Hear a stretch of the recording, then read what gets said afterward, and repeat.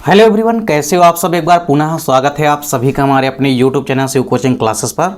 आज की इस वीडियो में हम देखेंगे क्लास 12 बायोलॉजी एनसीईआरटी चैप्टर 2 हमारा चल रहा है मानव जनन यानी कि ह्यूमन रिप्रोडक्शन। आज की इस वीडियो में हम देखेंगे मासिक चक्र यानी कि मेंस्ट्रुअल साइकिल क्या होती है। तो देखिए मेंस्ट्रुअल साइकिल, इसको हम मासिक चक्र या इसको हम रजोधर्म चक्र या अतर्व चक्र भी कहते हैं। तो देखिए जो अतर्व चक्र या मासिक चक्र होता है या मेंस्ट्रुअल साइकिल होता है, सबसे पहले तो आपको यह पता होना चाहिए कि यह किनके अंदर पाया जाता है। तो यह प्रक्रिया बेसिकली जो भी मादा प्राइमेट्स होते हैं, तो प्राइमेट्स मादा जो भी हैं, जैसे कई सारे एग्जाम्पल हैं, जैसे यहाँ पे देख सकते हैं बंदर, इसके अलावा जो कपी होती हैं वह मानव, इनकी जो फीमेल्स होती है उनमें एक विशेष प्रकार के पाए जाने वाले प्रजनन चक्र को ही हम अतर्व चक्र या मासिक चक्र कहते हैं। तो यदि प्राइमेट्स मादा है जैसे बंदर, कप या मानव, तो उनमें पाए जाने वाले जो प्रजनन चक्र होता है उसको ही हम अतर्व चक्र या मासिक चक्र भी कहते हैं। अब बात करते हैं जो स्टार्टिंग होती है अर्थात जो मेंस्ट्रुअल साइकिल होती है, तो प्रथम माहवारी यानी कि यौवनावस्था जैसे ही प्रारंभ होती है वैसे ही यौवनावस्था के प्रारंभ होने पर आती है, जिसे हम रजोदर्शन कहते हैं।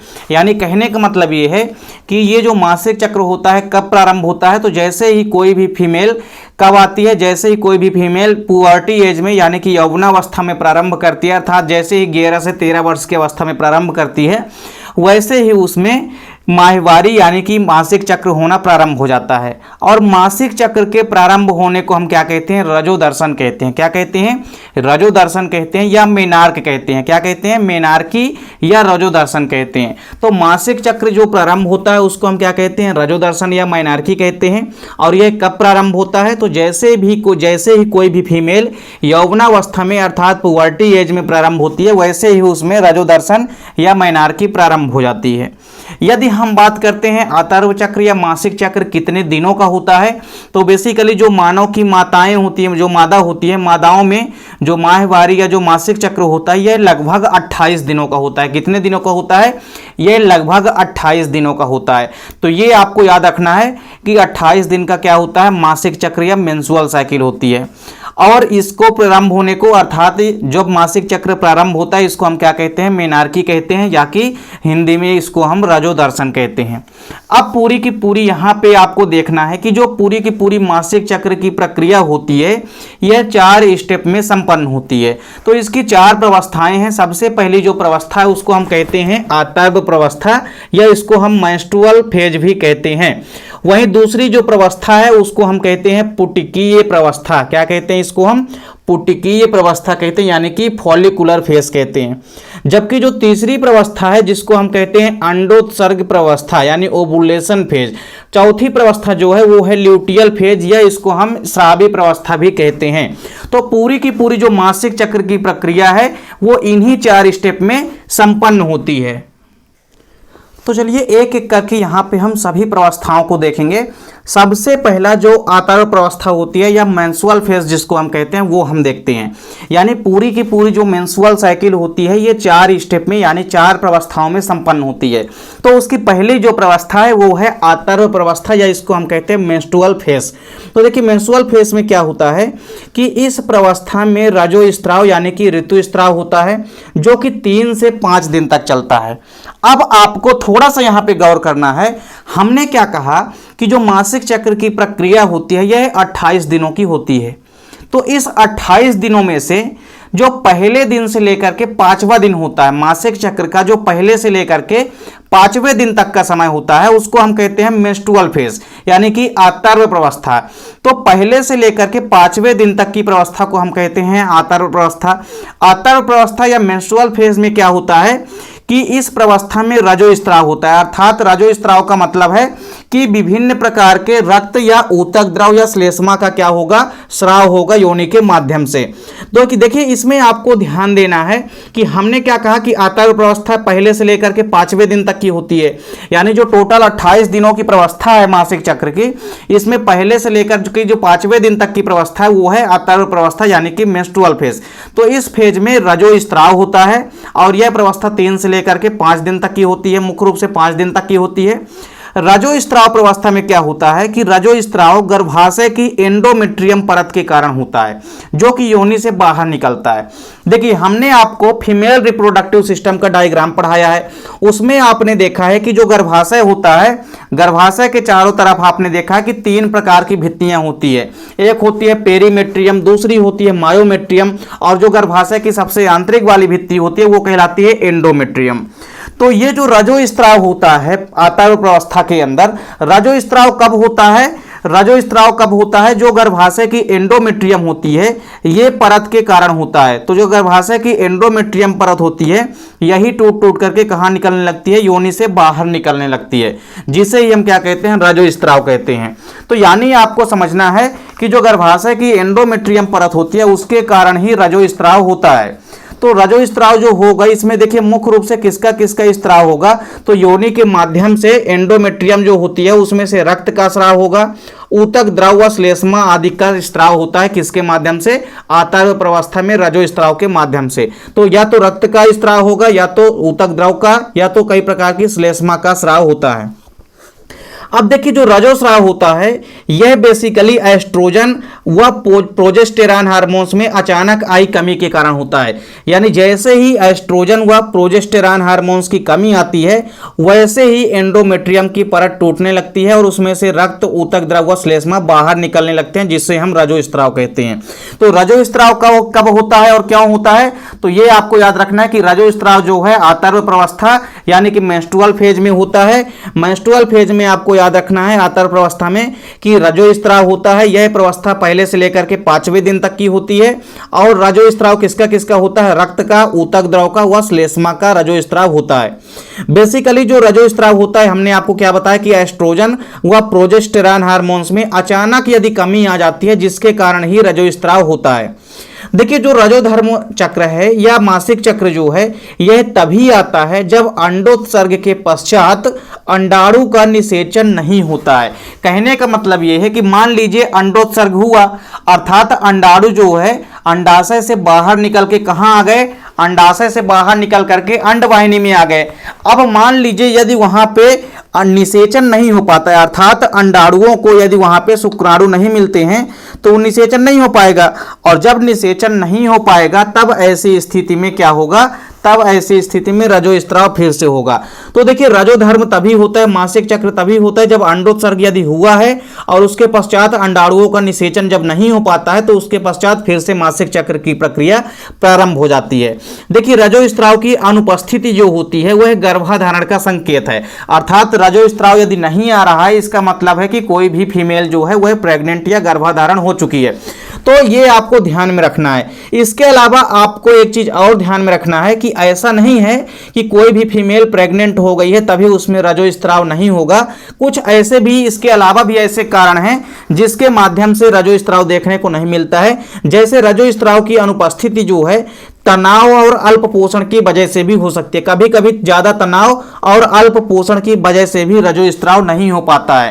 तो ऐसा नहीं है कि कोई भी फीमेल जब प्रेग्नेंट या कि गर्भित है तभी उसमें रजोस्त्राव नहीं होगा। यदि तनाव या अल्प पोषण है उसके कारण भी ये कंडीशन हो सकती है कि रजोस्त्राव ना हो। तो पहली प्रवस्था में आपने क्या देखा कि जो आतर्व प्रवस्था होती है जिसको कि हम मेंस्ट्रुअल फेज कहते हैं, यह प्रवस्था पहले से लेकर के 5वें दिन तक चलती है और इस प्रवस्था में रजोस्त्राव होता है। और रजोस्त्राव में किसका किसका स्राव होता है? रक्त का, ऊतक द्रव का और श्लेष्मा का।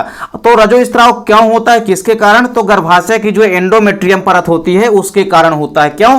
क्योंकि जब एस्ट्रोजन व प्रोजेस्टेरॉन हार्मोन्स की अचानक यदि कमी आ जाती है जिस कारण से रजोस्त्राव होने लगता है। तो पहली अवस्था में आपने क्या देखा कि रजोस्त्राव होता है। यह अवस्था पहले से लेकर के 5वें दिन तक की होती है। अब जो दूसरी प्रवस्था होती है मासिक चक्र की वो है पुटिकीय प्रवस्था। इसको हम कहते हैं फोलिकुलर फेस। तो फोलिकुलर फेस में देखिए क्या होता है, यह प्रवस्था बेसिकली रजोस्त्राव प्रवस्था के बाद आती है। तो पहली प्रवस्था तो क्या हो गई?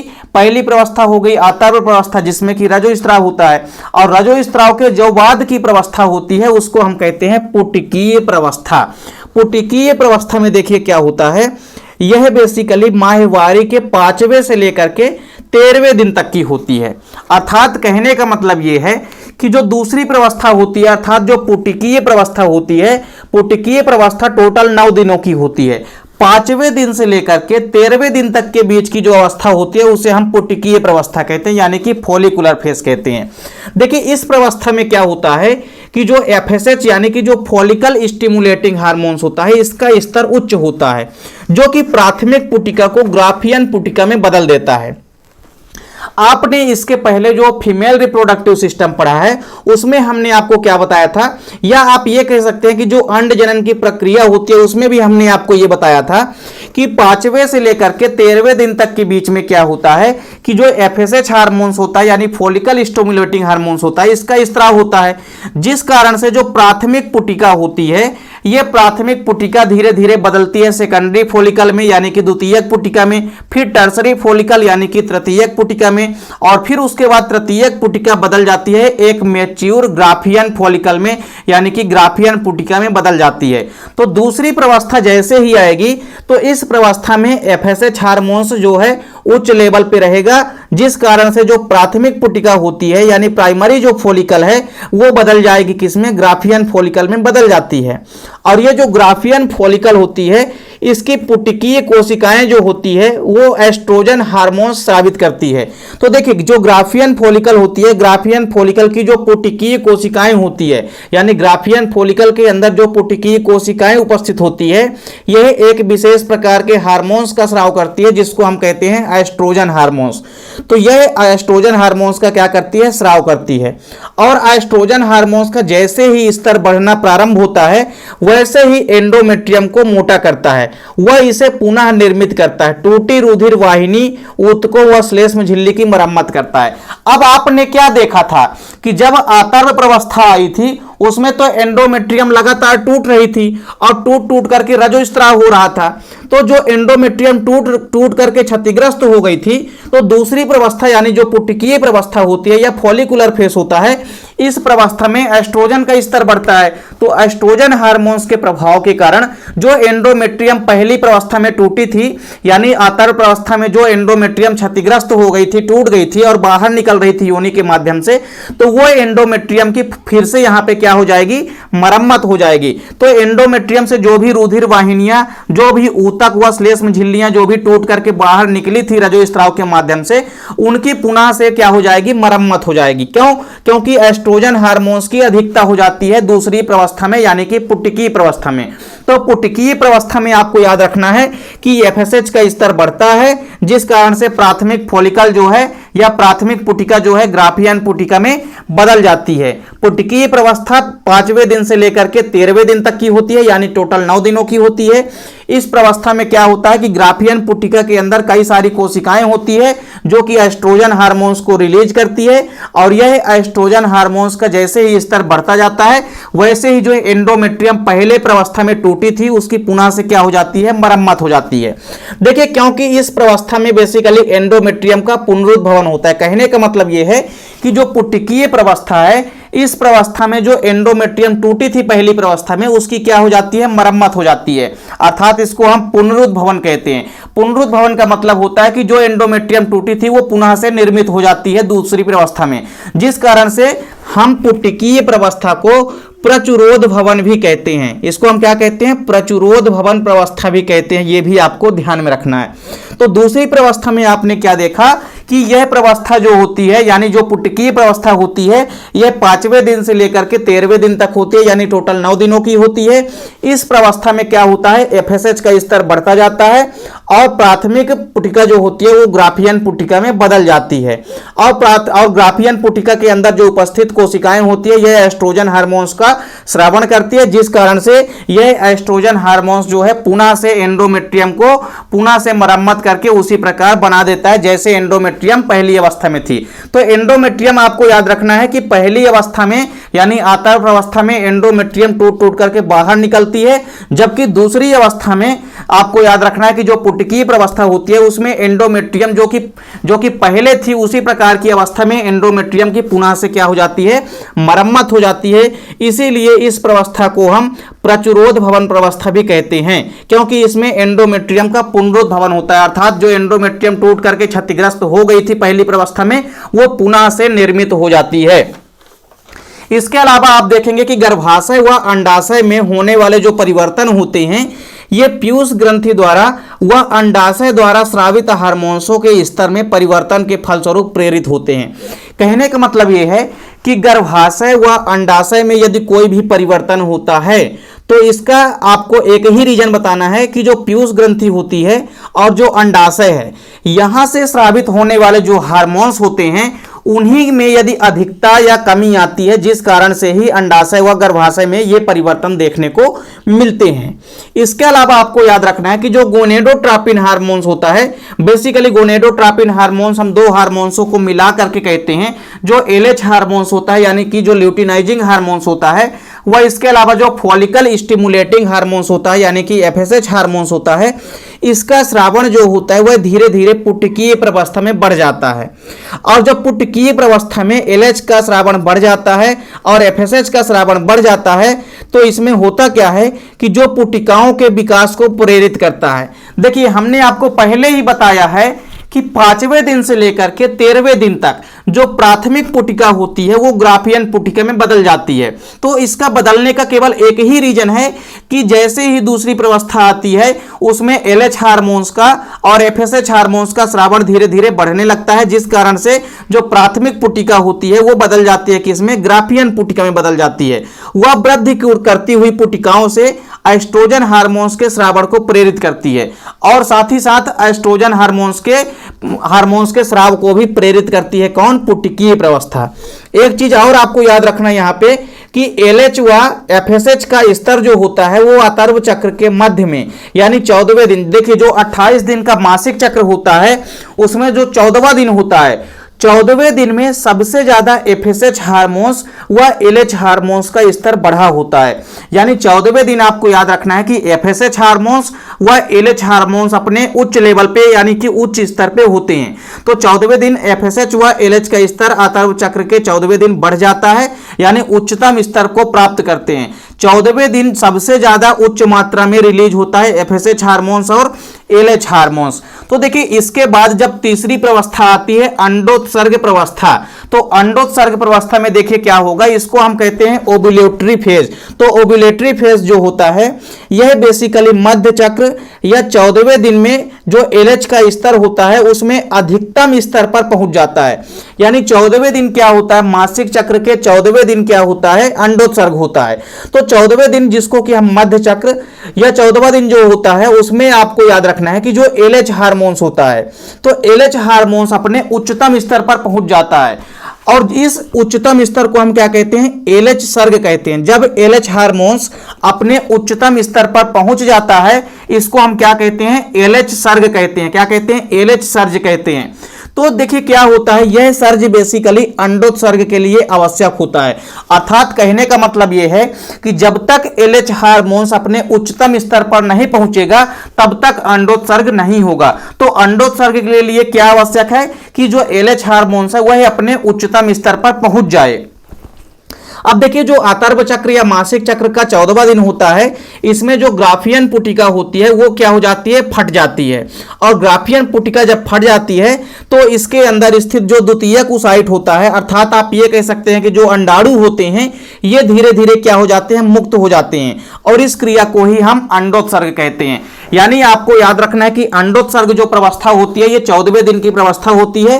तो 5वें से लेकर के जो 13वें दिन तक की प्रवस्था है वो कहलाती है पुटिकीय प्रवस्था और 14वें दिन की जो प्रवस्था होती है उसको हम अंडोत्सर्ग प्रवस्था कहते हैं। 14वें दिन आपको याद रखना है कि एलएच हार्मोन्स अपने उच्चतम स्तर को प्राप्त करता है जिस कारण से अंडोत्सर्ग होता है। और आतर्व चक्र के 14वें दिन जो ग्राफियन पुटिका होती है, ग्राफियन पुटिका फट जाती है और उस ग्राफियन पुटिका के अंदर स्थित जो सेकेंडरी ओसाइट होता है या अंडाणु जो होते हैं ये मुक्त होकर के बाहर आ जाते हैं और इसी क्रिया को हम क्या कहते हैं, अंडोत्सर्ग कहते हैं। अब देखिए, जो चौथी प्रवस्था है वो है पश्च अंडोत्सर्ग प्रवस्था। यानी चूंकि यह प्रवस्था अंडोत्सर्ग प्रवस्था के बाद हो रही है इसलिए इसको हम क्या कहते हैं, पश्च अंडोत्सर्ग प्रवस्था या इसको हम ल्यूटियल प्रवस्था भी कहते हैं। क्या कहते हैं, इसको हम ल्यूटियल प्रवस्था भी कहते हैं। देखिए, यह प्रवस्था बेसिकली अंडोत्सर्ग के बाद आती है जैसे कि हमने आपको पहले ही बताया और इस अवस्था की जो अवधि होती है वो 15वें दिन से लेकर के 28वें दिन की होती है। 4 प्रवस्थाएं आपने देखी। पहली प्रवस्था है आतर्व प्रवस्था।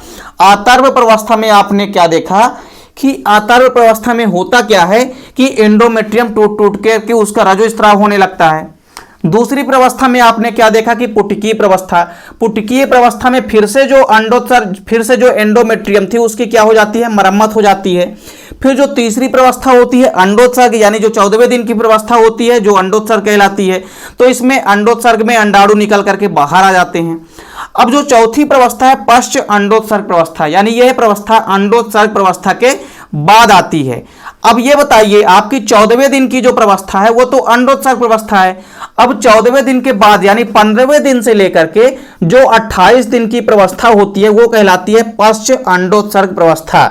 और इस प्रवस्था में देखिए क्या होगा, तो पूरा का पूरा यहां पे समझना है कि अंडोत्सर्ग के बाद यानी जब अंडोत्सर्ग हो जाता है उसके बाद जो एलएच हार्मोन्स का स्रावण होता है वो खाली ग्राफियन पुटिका से कार्पस ल्यूटियम के निर्माण को प्रेरित करता है। देखिए अभी तक क्या था कि जब तक अंडोत्सर्ग नहीं हुआ था तो एलएच हार्मोन्स किसको प्रेरित कर रहा था, अंडोत्सर्ग को प्रेरित कर रहा था।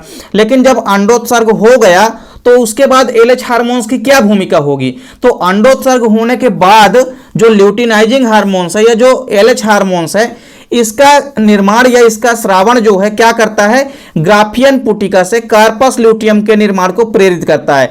अर्थात कार्पस ल्यूटियम का निर्माण किससे होता है, तो आपको याद रखना है ग्राफियन पुटिका से ही होता है। एक क्वेश्चन अक्सर आपके एग्जाम में पूछा जाता है कि कार्पस ल्यूटियम का निर्माण कहां होता है, तो आपको याद रखना है कि अंडाशय में होता है। कहां होता है, अंडाशय में होता है, क्योंकि जो ग्राफियन पुटिका होती है यह बदल जाती है, कार्पस ल्यूटियम का निर्माण करने लग जाती है। अंडोत्सर्ग के बाद आपको याद रखना है कि जो ग्राफियन पुटिका होती है वो कार्पस ल्यूटियम में बदलने लग जाती है। और कार्पस ल्यूटियम की यदि हम बात करते हैं तो यह एक पीले रंग की बेसिकली अंतःस्रावी रचना होती है जो कि बहुत अधिक मात्रा में प्रोजेस्टेरॉन हार्मोन्स का स्रावण करती है। क्या करती है, जो कि बहुत अधिक मात्रा में प्रोजेस्टेरॉन हार्मोन्स का स्रावण करती है। यानी ये जो कार्पस ल्यूटियम का निर्माण होता है ये कार्पस ल्यूटियम क्या करती है, प्रोजेस्टेरॉन हार्मोन्स के स्रावण को बढ़ाने का कार्य करती है। अब देखिए जो प्रोजेस्टेरॉन हार्मोन्स होता है यह प्रोजेस्टेरॉन हार्मोन्स बेसिकली एंडोमेट्रियम के अनुरक्षण के लिए आवश्यक होता है, जो कि एस्ट्रोजन द्वारा मोटी हुई थी। तो एस्ट्रोजन के निर्माण के द्वारा एंडोमेट्रियम फिर से मोटी हो जाती है, अर्थात फिर से उसकी मरम्मत हो जाती है। तो उसके अनुरक्षण के लिए प्रोजेस्टेरॉन हार्मोन्स की आवश्यकता होती है। देखिए बेसिकली जो प्रोजेस्टेरॉन हार्मोन्स होता है यह गर्भाशय की एंडोमेट्रियम को निषेचित अंडाणु के रोपण हेतु तैयार करता है। प्रोजेस्टेरॉन हार्मोन्स का प्रमुख कार्य क्या होता है कि जो अंडाशय की एंडोमेट्रियम परत होती है उसको निषेचित अंडाणु के रोपण हेतु तैयार करता है। तो यह भी आपको ध्यान में रखना है। इसके अलावा एक चीज और आपको ध्यान में रखनी है कि जो प्रोजेस्टेरॉन हार्मोन्स होता है इसमें यदि कमी आती है तो उसके कारण एंडोमेट्रियम जो होता है वह धीरे धीरे हासित होने लगता है और अगला आतर्व चक्र पुनः प्रारंभ होता है। और जैसे ही प्रोजेस्टेरॉन हार्मोन्स की कमी हो जाती है उस कारण से पुनः एंडोमेट्रियम जो होता है एंडोमेट्रियम की परत पुनः से हासित होने लगती है और फिर से अगला आतर्व चक्र या मासिक चक्र पुनः से प्रारंभ हो जाता है। तो जैसे ही 28वां दिन कंप्लीट होता है उसके पश्चात पुनः से जैसे ही प्रोजेस्टेरॉन हार्मोन्स की कमी होती है वैसे ही फिर से एंडोमेट्रियम हासित होने लगती है और फिर से वही पहली प्रवस्था आने लगेगी, यानी आतर्व प्रवस्था फिर से स्टार्ट हो जाएगी। एक चीज और आपको यहां पे याद रखना है कि जैसे ही कोई भी फीमेल जो है 45 से लेकर के 50 वर्ष की अवस्था में इंटर करती है वैसे ही उसमें रजोस्त्राव होना बंद हो जाता है और रजोस्त्राव या मासिक चक्र का समाप्त होना क्या कहलाता है, रजोनिवृत्ति यानी कि मोनोपॉज कहलाता है। तो आपको याद रखना है कि कोई भी 50 वर्ष की जो महिला है 45 से 50 वर्ष की महिला उसमें रजो चक्र का प्रारंभ होना जो होता है वो समाप्त हो जाता है, जिसे हम क्या कहते हैं, रजोनिवृत्ति कहते हैं यानी कि मोनोपॉज कहते हैं। तो रजो धर्म चक्र का बंद होना क्या कहलाता है, मोनोपॉज कहलाता है यानी कि रजोनिवृत्ति कहलाता है। इसके अलावा एक चीज और आपको यहां पे ध्यान देने योग्य बातें हैं कि जो रजोस्त्राव होता है अर्थात जो मासिक चक्र होता है उसको नियंत्रित करने वाले हार्मोन्सों के नाम थोड़ा एक बार यहां पे आपको देखना है। तो देखिए हमने आपको लगभग चारों हार्मोन्सों के बारे में यहां पे बता दिया है। तो 4 प्रमुख ऐसे हार्मोन्स हैं जो कि मासिक चक्र या मेंस्ट्रुअल साइकिल की प्रक्रिया को कंट्रोल करते हैं। उसमें से पहला जो हार्मोन्स है वो है एफएसएच हार्मोन्स यानी कि फॉलिकल स्टिमुलेटिंग हार्मोन्स। इसके अलावा जो दूसरा हार्मोन्स है वो है एलएच हार्मोन्स, तीसरा जो हार्मोन्स है वो है एस्ट्रोजन हार्मोन्स और जो चौथा हार्मोन्स है वो है प्रोजेस्टेरॉन हार्मोन्स।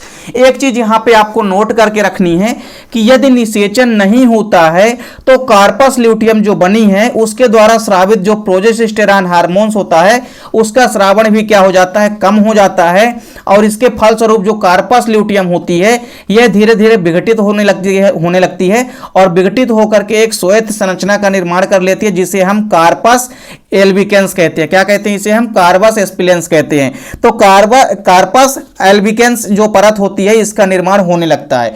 यानी जैसे ही निषेचन यदि नहीं होगा तो कार्पस ल्यूटियम किस में बदल जाती है? कार्पस एल्बिकेंस में बदल जाती है। तो यह चीज भी आपको याद रखना है। तो कुल मिलाकर के आपने देखा कि चारों की चारों प्रवस्थाओं में सबसे जो पहली प्रवस्था होती है जो होती है मेंस्ट्रुअल फेज यानी कि आतर्व प्रवस्था। आतर्व प्रवस्था के अंदर आपको याद रखना है कि यह प्रवस्था पहले से लेकर के 5वें दिन तक की होती है। इस प्रवस्था में रजोस्राव होता है यानी कि ब्लड व श्लेष्मा बाहर निकलते हैं योनि के माध्यम से।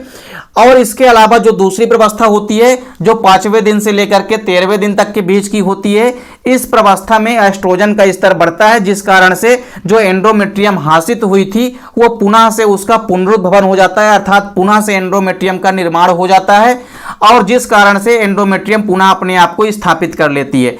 फिर इसके बाद जैसे ही तीसरी प्रवस्था आपने देखी कि अंडोत्सर्ग प्रवस्था, तो इस प्रवस्था में एलएच हार्मोन्स की उच्चतम स्तर पे होता है जिस कारण से अंडोत्सर्ग होता है, अर्थात जो सेकेंडरी ओसाइट या अंडाणु होते हैं ये अंडाशय से निकल करके बाहर मुक्त हो जाते हैं जिस प्रक्रिया को हम अंडोत्सर्ग कहते हैं। और यह प्रक्रिया 14वें दिन होती है जिसको कि हम ओव्यूलेटरी फेज यानी कि हम अंडोत्सर्ग प्रवस्था कहते हैं। और चौथे प्रवस्था में आपने क्या देखा कि 15वें से लेकर के जो 28वें दिन तक की प्रवस्था होती है इसको हम क्या कहते हैं? इस प्रवस्था को हम कहते हैं, चौथी प्रवस्था को हम कहते हैं पश्च अंडोत्सर्ग प्रवस्था। और इस प्रवस्था में आपने देखा कि क्या होता है कि जो कार्पस ल्यूटियम होती है इसका निर्माण होता है। कार्पस ल्यूटियम का निर्माण किससे होता है? ग्राफियन फॉलिकल से अर्थात ग्राफियन पुटिका से होता है।